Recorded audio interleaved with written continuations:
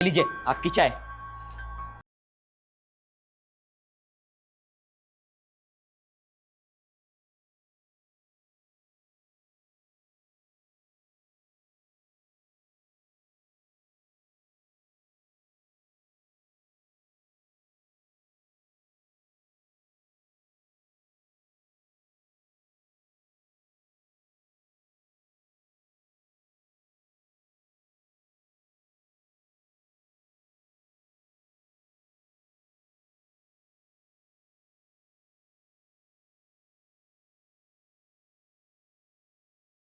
मैं भी पुलिस वाला बनूंगा।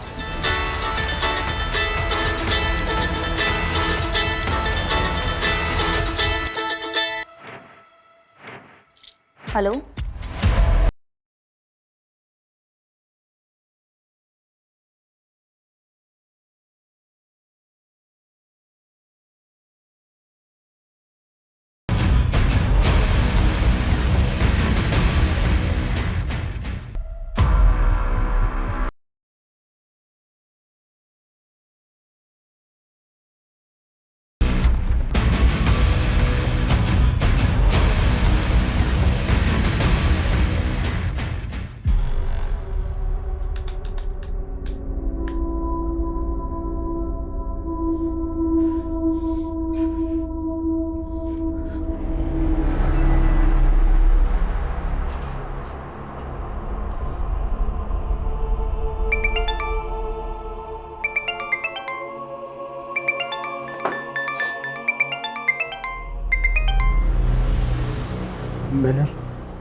मैंने तुम्हें पैसे भेज दिए।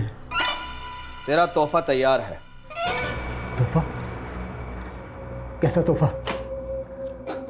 एक ब्रीफकेस जिसमें भर दिया है मैंने तेरी सारी परेशानियों का हल। इस ब्रीफकेस में तेरे सारे खताओं की माफी, तेरी और तेरे परिवार की जान बची रहे, इसलिए तुझे बहुत सारी लाशें बिछानी है। क्या बोल रहे हो तुम? तेरी गाड़ी में रखा है तेरा तोहफा। मेरी गाड़ी में? क्या रखा है मेरी गाड़ी में? देखो तुम हर बार ये नहीं कर सकते। देखो मेरी हिम्मत जवाब दे चुके हैं, तुम बार बार मेरे साथ ये नहीं कर सकते। मैं पता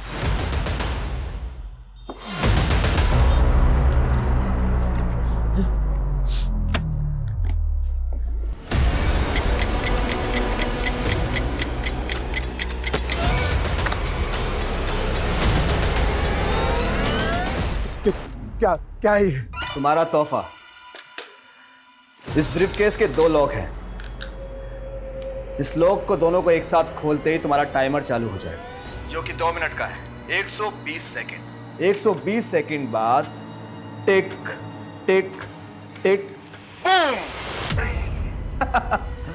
और अगर तुमने इस बॉम्ब को यानी कि इस ब्रीफकेस को 2 मिनट के अंदर बंद कर दिया तो टाइमर भी बंद हो जाएगा। देखो तुम पहले तुम मेरी बात सुनो।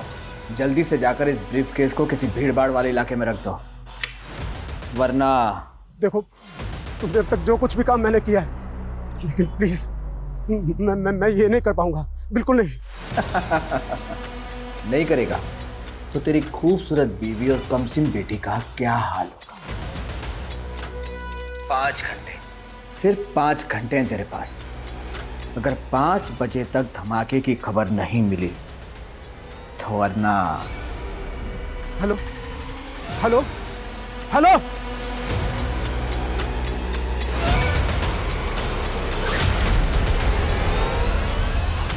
फिर क्या हुआ मम्मा?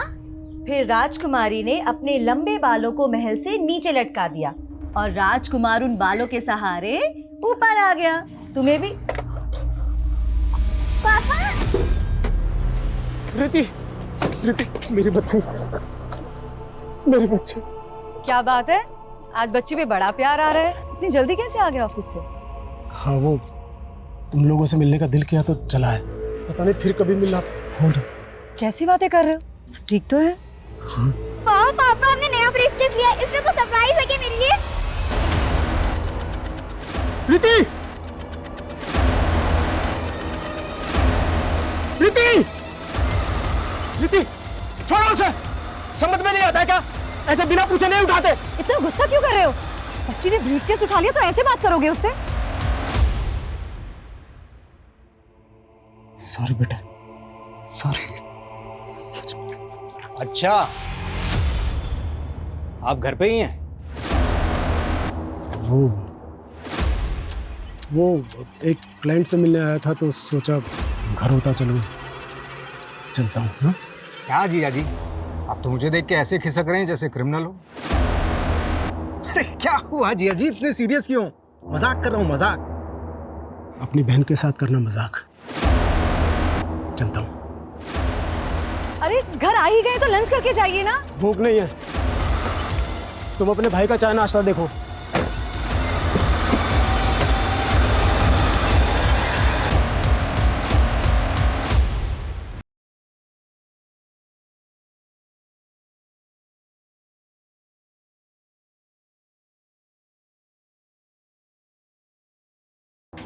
ये लीजिए आपकी चाय।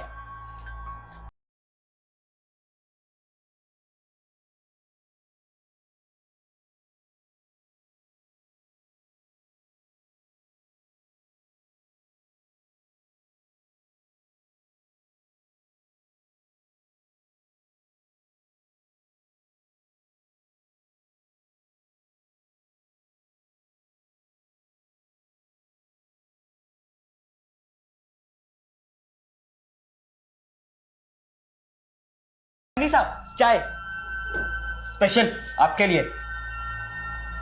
आपका हाथ सर पे हो तो एक दिन मैं भी पुलिस वाला बनूंगा।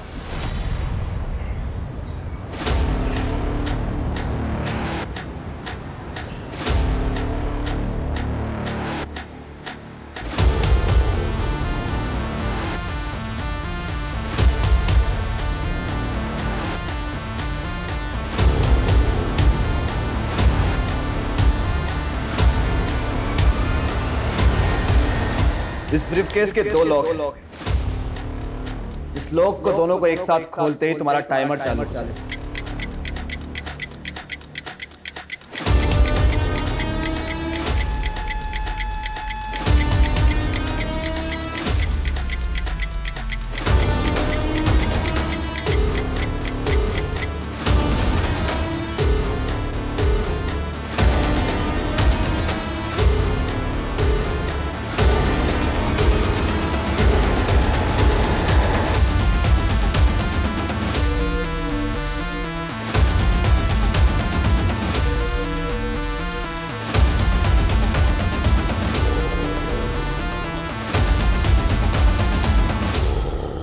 अरे ऐसे कैसे गुम हो गया? जल्दी ढूंढ उसे।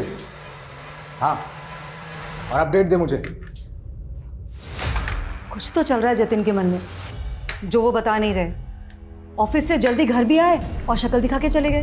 अरे कहीं ऐसा तो नहीं कि तुम पे शक कर रहा हो कि बीवी पीछे क्या करती है? अरे जस्ट जोकिंग, टेंशन वाली कोई बात नहीं है, सब ठीक हो जाएगा।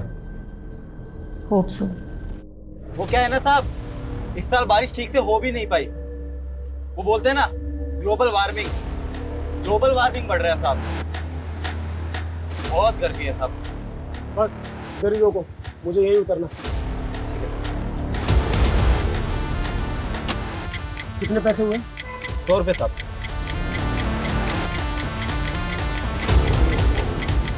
ये रखो। अरे साहब,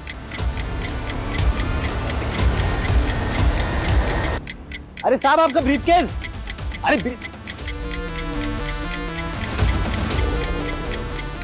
अरे साहब आपका ब्रीफकेस तो लेके जाओ। अरे साहब, देख के कौन चल सके के? सॉरी। साहब अजीब आदमी हो, इतना महंगा ब्रीफकेस आपने ऑटो में छोड़ दिया। इसमें कुछ गड़बड़ तो नहीं? अरे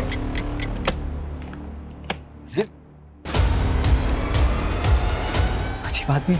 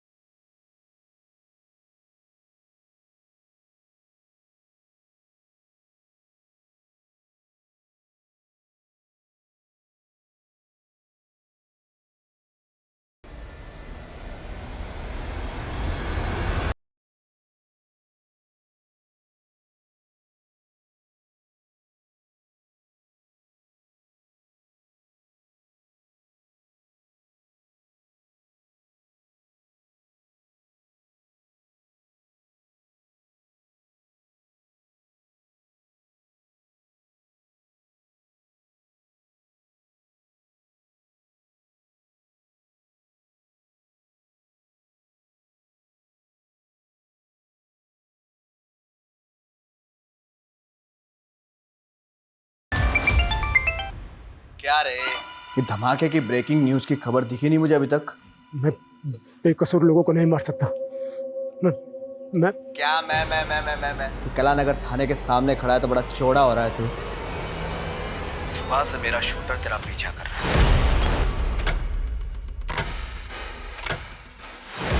अगर एक कदम और तूने आगे बढ़ाया तो तुझे गोली मार देगा, और तेरे मरने के बाद तेरी बीवी मेरी रखेल और बेटी धंधे वाली। और सुन, मेरा एक आदमी तेरे घर पे भी है। नहीं नहीं नहीं नहीं, नहीं। उन्हें कुछ मत करना, कुछ मत करना। तुम जो कहोगे मैं करूंगा।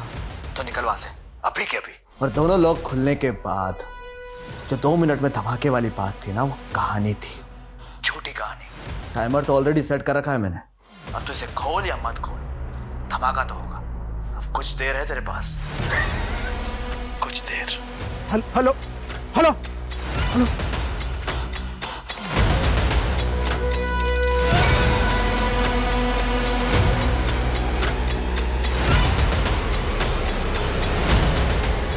ए, रुक। कहाँ भाग रहा है सामान रख के? क्या इसमें? कुछ है, कुछ नहीं है। अरे रुक, चल बता मेरे को क्या इसमें। सर सर सर इसके पास मत जाइए, सर इसके पास मत जाइए। खोल इसको। सर इसमें बॉम्ब है।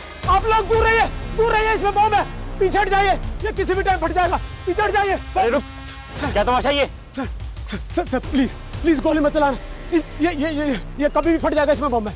क्या हो रहा है सर? हाँ सर सर आप दूर हटे, इसमें बॉम्ब है।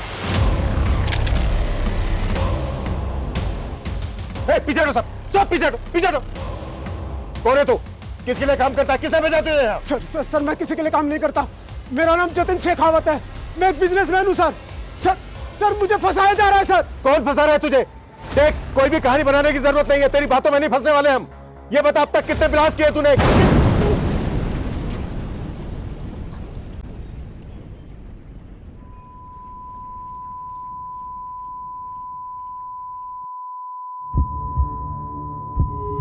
पानी लाओ जल्दी।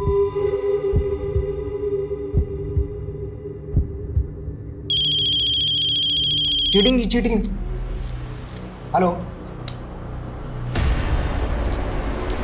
क्या? सर ये पहले ब्रीफ केस रख के भाग रहा था, फिर कांस्टेबल मिश्रा ने इसे देख लिया तो अपने मजबूर होने की कहानी सुनाने लगा। हाँ सर, ये आदमी बार बार बोले जा रहा था कि मैं बेकसूर हूँ और सूटकेस में बॉम्ब है। ये आदमी अपने आप को एक बिजनेसमैन कह रहा था। इस आदमी की हमें डिटेल्स निकालनी होगी और ये भी पता लगाना होगा कि किस वक्त से इसने हमारे थाने के बाहर ब्लास्ट किया। अगर सीसीटीवी फुटेज के हिसाब से देखें तो ये आदमी कालानगर पुलिस स्टेशन में अभी अभी एक भीषण बॉम्ब ब्लास्ट हुआ है। हमारे सूत्रों से पता चला है कि बॉम्ब एक बिजनेसमैन जतिन शेखावत ने यहाँ प्लान किया था, जो कि इसी बॉम्ब ब्लास्ट में मारा गया है। पुलिस को जतिन के टेररिस्ट ऑर्गेनाइजेशन से जुड़े होने का भी अंदेशा है।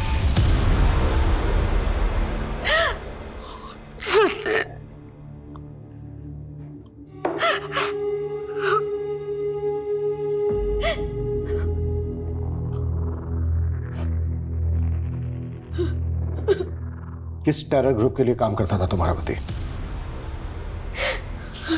सर क्या बोल रहे हैं आप? मेरे जीजाजी एक रेप्यूटेड बिजनेसमैन थे, जरूर उनको किसी ने फंसाने की कोशिश की। बॉम्ब लेकर आया था वह यहाँ।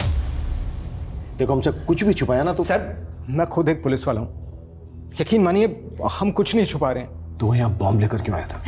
बस इसे बदनाम मत कीजिए मेरे पति को। वो तो पहले से ही बहुत परेशान लग रहे थे। ब्रीफकेस वो उस वक्त उनके पास था। कुछ तभी लगा था कि कुछ तो है जो वो हमें बता नहीं पा रहे। तो वो एक्सप्लोजिव घर से लेकर आया था? नहीं सर, वो तो तब ऑफिस से आए थे, लेकिन मैं... ऑफिस हो या घर, सब चेक होगा। और अगर हमें बाद में पता चला ना कि तुम अपने पति और तुम अपने जीजा को बचाने की कोशिश कर रहे हो, तो तुम दोनों को भी बख्शा नहीं जाएगा।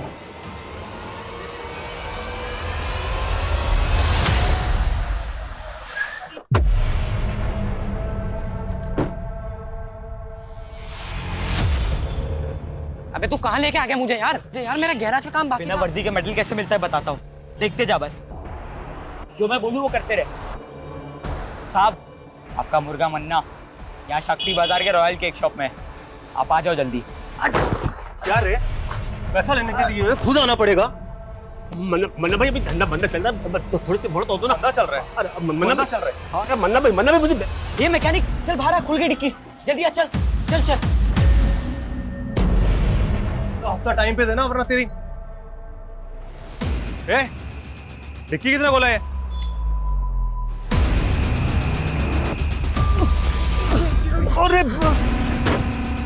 अरे डर मत, इधर आ जा, शेर पिंजरे में बंद है। साहब, आपको मैंने ही कॉल किया था, आइए। आपका मुर्गा मन्ना यहाँ डिक्की में बंद है। मजा कर रहे हैं क्या? तूने मन्ना को बंद किया डिक्की में? हाँ साहब। डिक्की खोलो।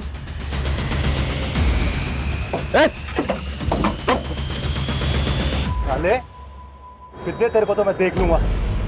गाड़ी में डालो इसे। चुपचाप बैठ। Good job. थैंक यू साहब। अब तो आप मानते ना कि मैं पुलिस वाला बन सकता हूँ? पुलिस वाले को तो पता नहीं, पर मेरा खबरी बन गया है तू। सच्ची? तो साहब अब जल्दी जल्दी बताओ, अभी आगे क्या काम करना है ताकि मैं खबरी से पुलिस वाला बन जाऊं। इसी तरह अच्छा काम करता रहे। सर जतिन सर का बहुत ही क्लीन इंपोर्ट और एक्सपोर्ट का बिजनेस है सर, वो गलत नहीं हो सकते सर। ये इंपोर्ट एक्सपोर्ट का बिजनेस तो सिर्फ दिखावा है। यहाँ और क्या क्या होता है हम सब पता लगा लेंगे। जाके फाइल चेक करो उधर। आप बेवजह शक कर रहे हैं साहब, मैं खुद यहाँ 5 साल से काम करता हूँ, आप जैसा सोच रहे हैं वैसा कुछ नहीं है। लेकिन सर जब सुबह जतिन सर अचानक से यहाँ से निकले तो मुझे भी थोड़ा सा अजीब लगा था। और सर फ़ोन पे किसी से तो झगड़ रहे थे, हो सकता है किसी ने फंसाया उनको सर। कौन फंसाएगा उसे? सब इतना तो आइडिया नहीं है सर, लेकिन सर वो जो लड़की थी निवेदिता, वो पहले यहीं काम किया करती थी और तकरीबन 6 महीने पहले उसने सुसाइड कर लिया था। उस सुसाइड से इस ब्लास्ट का क्या कनेक्शन है? सर सुसाइड करने के बाद निवेदिता का बॉयफ्रेंड यहाँ आया था, शकील। निवेदिता, छोड़ो मुझे। सर निवेदिता कहाँ है? छोड़ो मुझे। निवेदिता, छोड़ो मुझे। सर निवेदिता ने सुसाइड नहीं किया, बल्कि के साथ मेरा मारा। छोड़ो मुझे। पकड़ा है। लेकिन सर उसके बाद प्रूव हो गया था कि निवेदिता ने सुसाइड ही किया था। लेकिन उसने सुसाइड क्यों किया? सर मुझे कैसे पता होगा, जब वो यहाँ काम किया करती थी तो कभी टाइम पे नहीं आई और हफ्ते में 3-4 बार तो हाफ डे में निकल जाती थी। सर पता नहीं क्या करती थी ऐसा। और जब सर जतिन सर ने उसको नौकरी से निकालने की धमकी दी तो उसने उल्टा जतिन सर पर ही मोलेस्टेशन का केस लगा दिया था। सर बहुत अजीब लड़की थी। जतिन के घर और उसके ऑफिस से कुछ भी सस्पिशियस नहीं मिला, लेकिन ब्लास्ट में जो बारूद का इस्तेमाल किया गया है वो माइंस ब्लास्ट में इस्तेमाल किया जाता है। पता करो उसके कॉन्ट्रैक्ट में कौन कौन ऐसे लोग थे जो इस तरह की बारूद का उसके लिए बंदोबस्त कर सकते। जी सर, हमें जतिन का फोन मिला है। फोन तो पूरी तरह से डैमेज हो चुका है, लेकिन सर इसमें 2 सिम स्लॉट्स हैं। उनमें से एक स्लॉट में उसकी सिम है जो उसका बिजनेस नंबर था। हमने उसके CDR भी निकाले सर। ब्लास्ट वाले दिन एक नंबर से लगातार उसे कॉल्स आ रहे थे। सर ऐसा लग रहा है जैसे कि कोई उसे इंस्ट्रक्शन दे रहा हो। अगर जतिन का इंटेंशन ब्लास्ट करने का होता तो अपना बिजनेस नंबर इस्तेमाल क्यों करता? बार बार कह रहा था कि उसको मजबूर किया जा रहा है, मजबूर किया जा रहा है।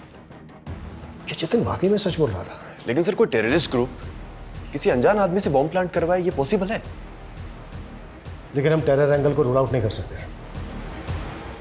शायद जतिन का स्लीपर सेल की तरह इस्तेमाल किया गया हो। स्लीपर सेल वो क्या होता है सर? ये स्लीपर सेल एक तरह से उग्रवादी ही होते हैं जो आम लोगों के बीच में रहकर उग्रवादी गिरोह के लिए काम करते हैं। हमें पता चला है कि कमला नगर में एक ऐसा ही स्लीपर सेल पनप रहा है। कमला नगर? सर वहां पे तो मेरी झोपड़ी है। जानता हूं, तभी तो ये काम तो मैं दे रहा हूं। उसे ढूंढोगे? आप ऑर्डर दो, क्या करना है? सर आप ऐसे नाम जानकर किसी को भी उठा लोगे क्या? सर मैं मानता हूं कि मैंने उस जतिन को मारने की धमकी दी थी क्योंकि उसने मेरी गर्लफ्रेंड के साथ। लेकिन निवेदिता ने जो जतिन पर मोलेस्टेशन का चार्ज लगाया था वो साबित तो नहीं हुआ। हाँ सर, लेकिन निवेदिता के साथ शोषण जरूर हुआ था और उस जतिन की वजह से उसने पहले भी। क्या कर रही हो तुम? छोड़ो मुझे, मर जाना चाहती हूँ मैं।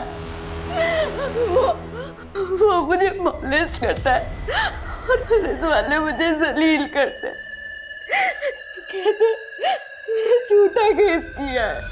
सब जतिन ने अपने पैसे और पावर के बल पे अपने आप को बचा लिया था और उसका साला भी तो पुलिस में है। ऐसा ही विनोद?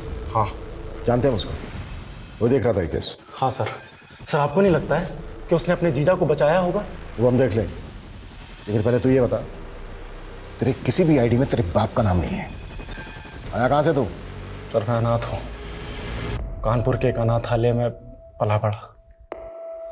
आप चाहे तो पता कर सकते हैं। और निवेदिता? हमें पता चला है उसका अंतिम संस्कार भी तूने किया है। उसकी फैमिली? निवेदिता भी मेरी तरह अकेली और बेसहारा थी, और इसी का फायदा उठाकर उस जतिन ने उसे अपना शिकार बनाया।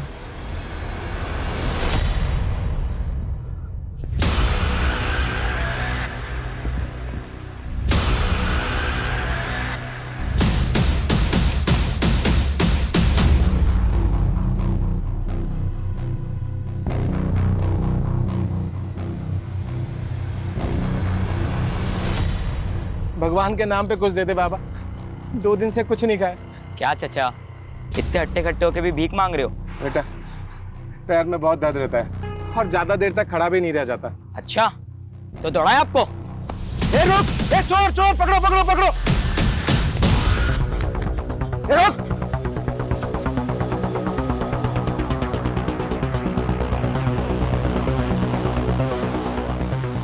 साहब, आपका खबरी वो जमुना नगर के पास जो चौराहा है ना, वहां पे आ जाओ। पक्की खबर है साहब, जल्दी आ जाओ। शाना बनता है? छोड़ो, पुलिस को फोन करना है? छोड़ो! ए रुक! रुक!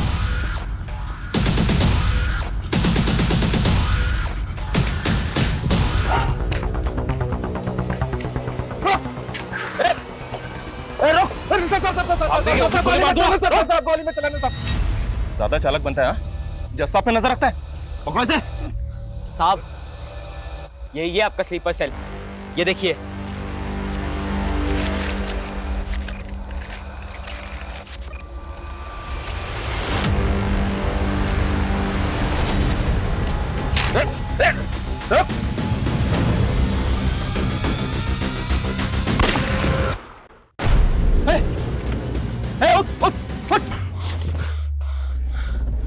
इसको मरना नहीं चाहिए था, इससे पता करना था कि ये किसके लिए काम करता था।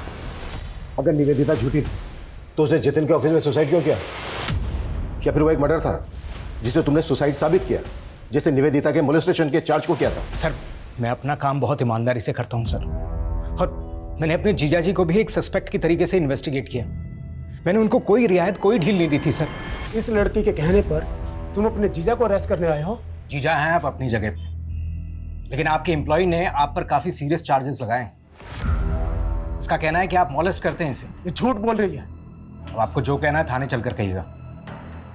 वाह विनोद, आज दिखा दिया ना, जब तू अपनी बहन का सगा नहीं है तो अपने जीजा का क्या होगा?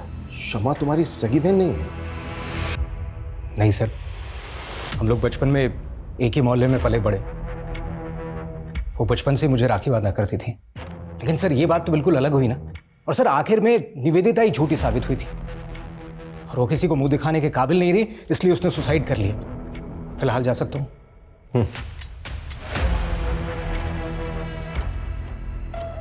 सूरज। जी सर। नजर रखो इसमें, ये ऑफिसर मुझे कोई ठीक नहीं लग रहा, और जतिन के कैरेक्टर को भी हमें डीपली समझना होगा। उसकी जिंदगी में कई ऐसे किरदार थे जो अभी तक सामने नहीं आए हैं, उन्हें भी हमें सामने लाना है। Act fast sir.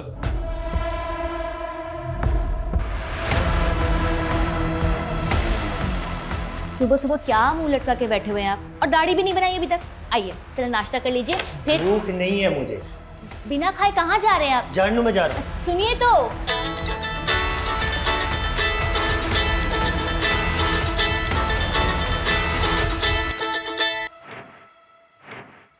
हेलो,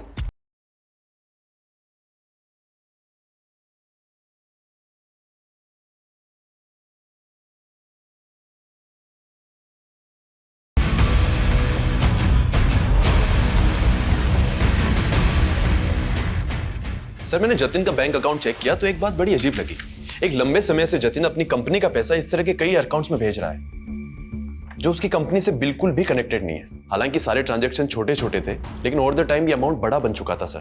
और पहला ट्रांजैक्शन तब हुआ था जब जतिन पे मोलेस्टेशन के चार्जेस लगे हुए थे। किसका अकाउंट है वो? किसी शीतल देवी के नाम से अकाउंट है। उम्र लगभग 75 साल। 75 साल? हो सकता है इन बूढ़ी औरत के नाम से एक फेक अकाउंट खोला गया जिसमें जमा किया गया पैसा गलत एक्टिविटी में इस्तेमाल होता। सूरज एक काम करो, शीतल देवी के अकाउंट की डिटेल्स निकालो। सर, निवेदिता और उसके बॉयफ्रेंड के बारे में एक इम्पॉर्टेंट बात पता चली है। क्या? सर, ये दोनों 9 महीने पहले जबलपुर में थे और जबलपुर में निवेदिता पर कई लोगों को पिरामिड स्कीम में फंसा के पैसे गबन करने का इल्ज़ाम है। तो क्या निवेदिता ने जतिन पर मोलेस्टेशन का झूठा चार्ज लगाया था? अगर ऐसा है तो निवेदिता के सुसाइड करने की असली वजह क्या होगी?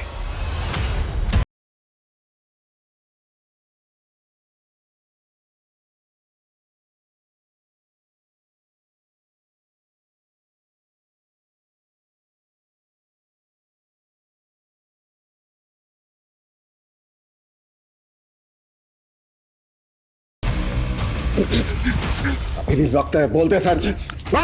सर बताता हूँ सर, मेरा इस पिरामिड स्कीम से कोई लेना देना नहीं है सर। मैं तो बल्कि सर निवेदिता का भी इससे कोई लेना देना नहीं था। उसे तो लगता था कि वो एक फाइनेंस कंपनी में काम कर रही है, और जब एक दिन वो अपने ऑफिस गई और वहाँ पर उसने ताला और अपने इर्द गिर्द गुस्साए लोगों को देखा तो सर उसे कुछ समझ नहीं आया, वो डर गई थी। जब तक उसे सब चीज़ समझ में आई तब तक बहुत देर हो गई थी सर। मौका दिया था मैंने तुझे सच बोलने का। सर मैंने सच बोला है सर। जब तक ये सच ना उगले ना तो 10 साल।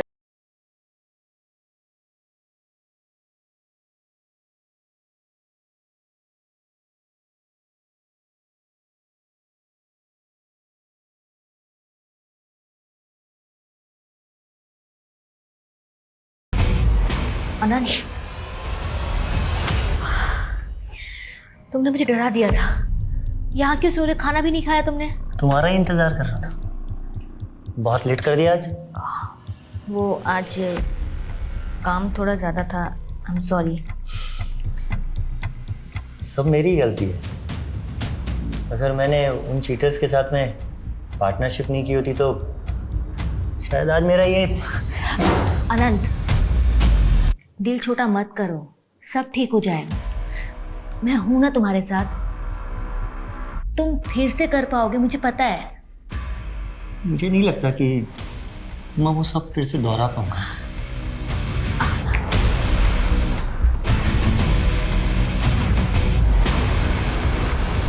सर जतिन का जो फोन हमें मिला उसमें 2 सिम स्लॉट्स थे। एक स्लॉट में उसका करंट नंबर है और दूसरे में जो नंबर मिला उसके सीडीआर में हमें वंशिका नाम की लड़की का नंबर मिला सर। वो नंबर अभी बंद है, लेकिन अक्सर वो उसको रात को कॉल किया करता था। तो तुम्हें लग रहा है कि जतिन का वंशिका के साथ अफेयर होगा? लेकिन सर जब वंशिका का सीडीआर निकाला तो उसमें जतिन की वाइफ शमा का नंबर भी मिला। आपने हमें यह भी नहीं बताया कि जतिन दूसरा फोन नंबर भी इस्तेमाल करता था।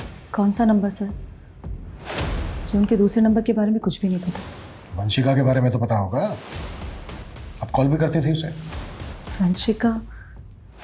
हाँ, जतिन की एक दोस्त थी। जतिन ने ही कभी मेरे फ़ोन से कॉल किया होगा उसे। जतिन की मौत के बाद वंशिका मिलने आई आपसे? कॉल किया उसने आपको? तो फिर ऐसी कैसी दोस्ती थी? और अब तो फ़ोन भी बंद है उसका। सर मुझे इसके बारे में कुछ भी नहीं पता। ज़रूरत पड़ी तो दोबारा मिलेंगे।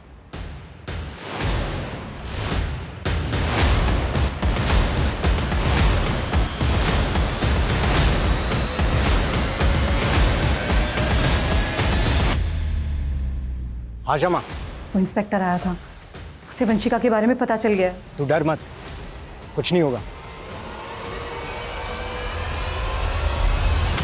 सर ये वही शीतल देवी है जिनके अकाउंट में जतिन लगातार पैसे भेजता रहता था। बैंक वालों का कहना है कि इनका एड्रेस बिजनौर का है, लेकिन काफी टाइम से ये वहां नहीं रह रही। मुझे अभी भी डाउट है कि इस अकाउंट को शीतल देवी ऑपरेट कर रही है या फिर कोई और। सर मैं बाकी डिटेल्स निकलवाता हूँ। सर, वंशिका आपसे खुद मिलने आई है। सर आप लोग मेरे पुराने एड्रेस पे गए थे। मेरे एक नेबर से पता चला कि आप लोग मुझे ढूंढ रहे हैं, इसलिए मैं यहाँ पे। आपने अचानक अपना घर बदल लिया, फोन नंबर भी बंद कर दिया, क्यों ऐसा? मैं वहां से जाना नहीं चाहती थी, मुझे मजबूर किया गया। किसने मजबूर किया? जतिन के साथ क्या रिश्ता था तुम्हारा? इतने कॉल्स क्यों होते थे तुम दोनों के बीच? सर मैं जतिन को लाइक करने लगी थी, लेकिन वो मेरी मजबूरी का फायदा उठाकर मेरा शोषण कर रहा था। जतिन एक बॉम्ब ब्लास्ट में इन्वॉल्व था। इस गलतफहमी में मत रहना कि तुम्हारी कोई भी कहानी चल जाएगी। नहीं नहीं सर मैं सच बोल रही हूँ। सर मैंने कुछ नहीं किया, इस बारे में मैं कुछ नहीं जानती। सर जतिन ने मेरा वीडियो बनाया और मुझे तब तक इस्तेमाल किया जब तक वो मुझसे बोर नहीं हो गया। और सर मैंने कोशिश भी की थी पुलिस में कंप्लेंट करवाने की, लेकिन उसकी बीवी और साला दोनों मेरे पीछे पड़ गए थे। सर पहले मुझसे मेरा पति छीनो, और अब कोर्ट में उसके खिलाफ जाकर मुझसे मेरी इज्जत छीनना चाहती है। देखिए आप लोग। एक लड़की, जो कुछ हुआ उसे भूल जा। मैं खुद पुलिस हूँ, केस करने से कोई फायदा नहीं होगा। सर मैं बहुत डर गई थी, इसलिए मैंने वो जगह ही छोड़ दी और अपना नंबर बंद करके मैं दिल्ली चली गई। फिलहाल तुम जा सकती हो, जरूरत पड़ी तो फिर बुलाएंगे।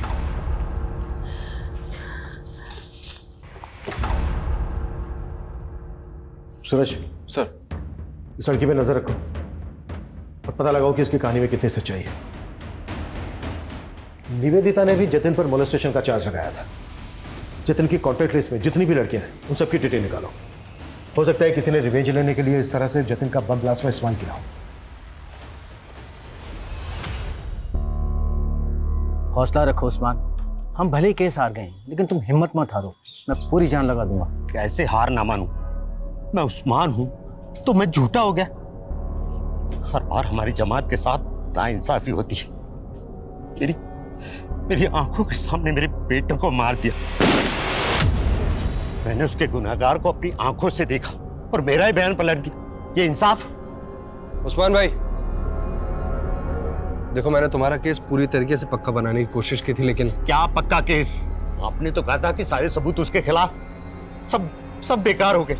इतना नाउम्मीद मत हो उस्मान, हम अभी भी हाई कोर्ट जा सकते हैं। अब हाई कोर्ट हो या सुप्रीम कोर्ट, जब तक उस नेता को फांसी के फंदे पर नहीं चढ़ा देता तब तक मैं चैन से बैठने वाला नहीं।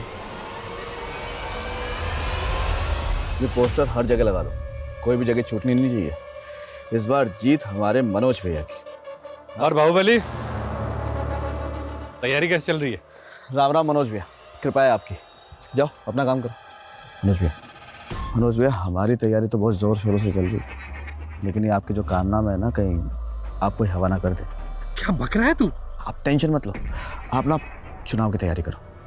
हमें ना आपका पत्ता साफ नहीं होने देंगे। आप मेरे जीजा के कातिल को तो पकड़ नहीं पा रहे, उल्टा आप हमें परेशान कर रहे हैं। मैं जतिन के कातिलों से ही तो बात कर रहा हूँ। ऐसा ही विनोद, तू और तेरी ये बहन कुछ भी बोल रहे हैं आप। जतिन का असली चरित्र हमारे सामने आ गया है। जतिन लड़कियों को अपनी हवस का शिकार बनाता। निवेदिता, वंशिका, गीता, स्वीटी, बहुत लंबी लिस्ट है। वो लड़कियों के साथ खिलवाड़ करता और तू बचाता उसको। और उसकी आदतों से बाद में तुम दोनों इतना तंग आ गए कि तुम लोगों ने सोचा कि उसी को हटा देते हैं रास्ते से। क्या कहना चाहते हैं आप कि हमने फोर्स किया उन्हें बॉम्ब रखने के लिए? पर वंशिका को पुलिस कंप्लेंट फाइल ना करने के लिए तो फोर्स किया था ना तुम दोनों ने। देखिए सर, मैं मानती हूँ कि मेरे पति रंगीन मिजाज के थे, पर सर इन सब बातों को बॉम्ब ब्लास्ट से जोड़कर आप बहुत बड़ी भूल कर रहे हैं। हम क्या कर रहे हैं ये हम अच्छी तरह से जानते हैं। तुम दोनों ये बताओ, शीतल देवी कौन है? कौन? शीतल देवी। हम नहीं जानते किसी शीतल देवी को। देखिए सुल्तान भाई, आपके लिए और पार्टी के लिए बहुत काम किया है मैंने। अब पार्टी ने फैसला करके आपको एमपी की दौड़ के लिए लगा दिया और यह एमएलए का टिकट मनोज भाई को दे दिया। मनोज भाई ने आपकी सारी मेहनत पे पानी फेर दी, सब मेहनत खराब कर दी। अगर ये एमएलए का टिकट मुझे मिल जाता ना तो बस। तो अब तू भी नेता बनना चाहता है? सुल्तान भाई क्यों नहीं बन सकता मैं? पार्टी के लिए और आपके लिए बहुत काम किया है मैंने। अब देखिए, अगर मनोज भाई ने इस सीट से चुनाव लड़ा ना तो पक्का 100% पार्टी की हार होगी। आप कोई ना कोई जुगाड़ करके ये टिकट मुझे दिला दो ना। ये सब इतना आसान नहीं है कौशिक। पार्टी के टिकट भी पैसे में बिकते हैं। 6 करोड़ का भाव है एमएलए के टिकट का। औकात है तेरी 6 करोड़ देने की?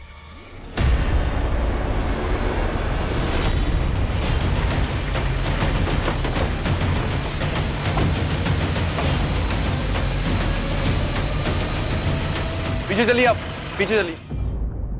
सर उस्मान का मर्डर सिर्फ इसलिए हुआ क्योंकि वो अपने बेटे आमिर के मर्डर का इंसाफ चाहता था, और आमिर का मर्डर इसलिए हुआ क्योंकि वो अपनी जमात के लिए एक राजनीतिक संगठन बना रहा था। उसका हत्यारा आने वाला चुनाव लड़ रहा है, उस्मान उसे अंदर करवाना चाहता था, और इस पूरे कांड में एक पुलिस वाला उसे घुमा रहा था। मुझे शक है कि इस पुलिस वाले की बात कर रहे हैं आप? एसआई मंगल। तुम उस्मान मर्डर केस में एक फेलो ऑफिसर पे शक कर रहे हो? सर शक करने की वजह और भी बड़ी है। हो सकता है कि एसआई मंगल का जतिन के केस से भी कोई कनेक्शन हो। व्हाट? जी सर, निवेदिता का एसआई मंगल के साथ में कनेक्शन था। जब निवेदिता का साथ एसआई विनोद ने नहीं दिया तो वो एसआई मंगल के पास चली गई और उस्मान के बेटे की मौत की जांच भी एसआई मंगल ही कर रहे थे। सर एक और बात, ये राशि का है। कुछ टाइम पहले इसका रेप और मर्डर हुआ था। मर्डर के पहले ये और इसका पति एसआई मंगल के पास गए थे किसी सिद्धार्थ कनन नाम के आदमी के खिलाफ धोखाधड़ी का मामला दर्ज करवाने। लेकिन इस राशिका का इस सबसे क्या कनेक्शन है? सर इस राशिका के ऊपर एमएलए मनोज ने हनी ट्रैप का मामला भी दर्ज कराया था और सर इसके बाद राशिका का रेप और मर्डर भी हो गया था और सर इस केस की इन्वेस्टिगेशन एसआई मंगल ही कर रहा था। सर मुझे तो यह भी लगता है जतिन का मर्डर जिस टेररिस्ट ग्रुप ने किया था कहीं ना कहीं एसआई मंगल का उनसे हाथ मिला हुआ था। लेकिन सबसे पहले हमें एसआई मंगल के खिलाफ सबूत इकट्ठा करने होंगे, लेकिन ध्यान से और संभल कर। एसआई मंगल को इस बात की भनक तक नहीं लगनी चाहिए कि हम इस केस को इन्वेस्टिगेट कर रहे हैं। सर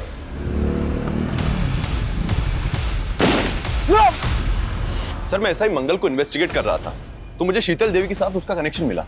एसआई मंगल का शीतल देवी के साथ कनेक्शन? जी सर, एसआई मंगल के साथ में एक अनुज नाम का कांस्टेबल काम किया करता था। शीतल देवी उसी अनुज की नानी है जिसके अकाउंट में जतिन पैसे भेजा करता था। सर आप एक ईमानदार ऑफिसर पर ऐसे संगीन आरोप नहीं लगा सकते हैं। सर मेरा उस ब्लास्ट से कोई लेना देना नहीं है। तेरे साथ काम करने वाले कांस्टेबल अनुज से मिले शीतल देवी जिसकी नानी है, वो अपनी नौकरी और इज्जत बचाने के लिए सरकारी गवाह बनने के लिए तैयार हो गया है और उसकी नानी भी गवाही देंगी कि उनके अकाउंट को तू।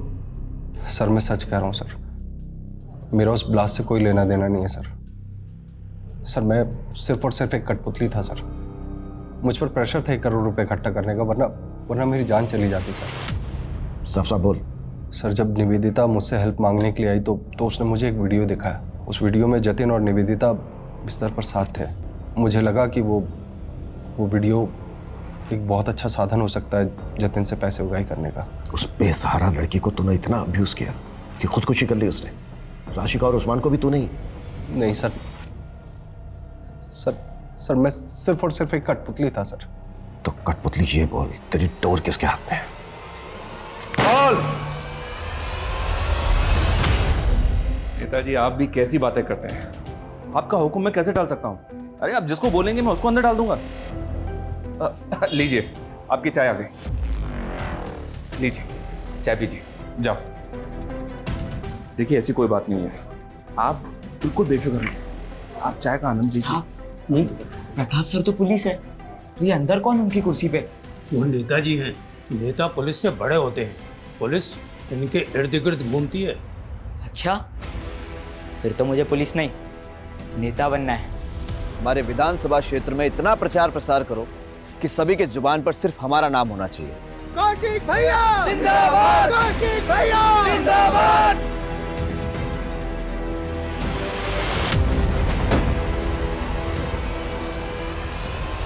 सर एसआई मंगल ने जिस कौशिक तिवारी का नाम बताया है वो बचपन में पुलिस का इन्फॉर्मर था। देखते ही देखते पॉलिटिशियन सुल्तान का दिल भी उस पर आ चुका था। उसके सर पर सुल्तान का हाथ है।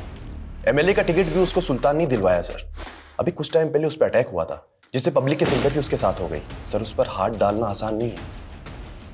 जानता हूं थोड़ा मुश्किल है, लेकिन मैंने डीसीपी सर से बात की है। अगर हमारे पास उसके खिलाफ स्ट्रॉन्ग एविडेंस है तो उसका अरेस्ट वारंट हमें जरूर मिलेगा। ऐसा ही मंगल और अनुज के स्टेटमेंट पे आप लोगों को वारंट मिला है, लेकिन आप लोग मेरे खिलाफ अदालत में कुछ प्रूव नहीं कर पाएंगे। जितने दिन मुझे अंदर रखेंगे उतना ही मैं जनता के सामने पॉपुलर हो जाऊंगा और फिर मैं इसे अपने विरोधियों की साजिश साबित कर दूंगा। जैसे तूने खुद पे अटैक करवा के ये साबित कर दिया, और भी बहुत सारे सबूत है हमारे पास तेरे खिलाफ। जतिन जिन शीतल देवी के अकाउंट में पैसे ट्रांसफर करता था, उनके अकाउंट से तेरे चमचों के अकाउंट में पैसा ट्रांसफर होता था। ऐसा ही मंगल को तूने 1 करोड़ रुपए इकट्ठा करने का टारगेट दिया। राशिका, उस्मान का बेटा आमिर, जतिन जिस बम ब्लास्ट में मारा गया। हाँ, मरवाया मैंने सबको। आखिर थे क्या वो मेरे लिए? सिर्फ मोहरे। देखो मैं पहले तुम्हें बहुत पैसे ट्रांसफर कर चुका हूं। अब मेरा और निवेदिता का वीडियो डिलीट करो प्लीज। तेरा तोहफा तैयार है, एक ब्रीफकेस। इस ब्रीफकेस में तेरे सारे खताओं की माफी है। जतिन से बहुत सारा पैसा वसूलने के बाद मैंने उसका इस्तेमाल करके पॉलिटिशियन मनोज के इलाके में बम धमाका करके उसकी छवि बिगाड़ने का पूरा बंदोबस्त कर लिया था। नेता के जाने के बाद बाहुबली को टिकट मिलता है और मुझे इस टिकट की कीमत अदा करने के लिए 6 करोड़ रुपए की रकम अदा करनी थी। तो मैंने उसी वक्त से अपने सारे जानने वाले पुलिस वाले और गुंडों को जुगाड़ में लगा दिया। उस्मान और उसके बेटे आमिर को भी पॉलिटिक्स में आना था। उस्मान का बेटा अपनी जमात इकट्ठी कर रहा था, लेकिन मनोज नहीं चाहता था कि उसके इलाके में कोई भी संगठन बने जिससे उसका वोट कम हो।